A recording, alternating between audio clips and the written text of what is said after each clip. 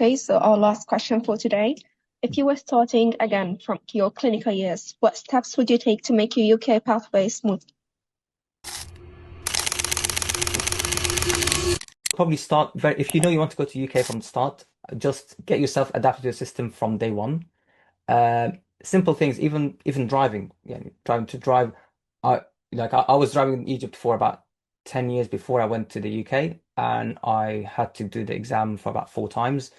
The reason for this is because I'm trying to stop the bad habits I had in Egypt, which is in Egypt, it's not bad habits, it's the normal thing. That's, we all drive this way, but you need to stop that. Otherwise, you'll find yourself you're doing some stuff which in the exam you just fail. That's a pure fail. So you kind of if you know you want to go there, then maybe make sure read about the system. Try and maybe read something called um, the highway code. So kind of know about what is the system over there. Trying to get used to the language as well. Watch maybe like British kind of British shows, TV programs and stuff like that, rather than American.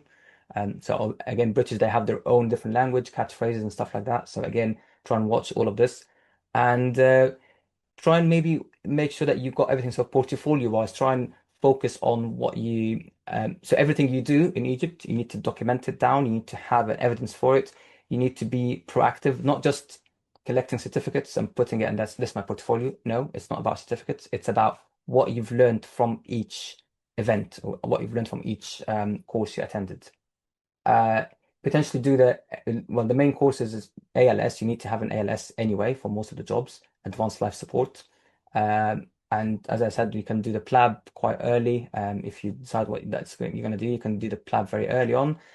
ALS, just make sure now what it does have like a validity of 4 years. So if you do the ALS, you don't do it too early. Otherwise, if you don't go to the UK within that time, you'll have to do it again. So it would be a bit of a waste of money. But it's kind of good to have it as well. If you want to do surgery, then you can have like the basic surgical skills. Again, that's a different course, so you can have the courses and stuff that's related to your specialty and show all that in your portfolio. So try and maybe work on your portfolio a bit more from early on.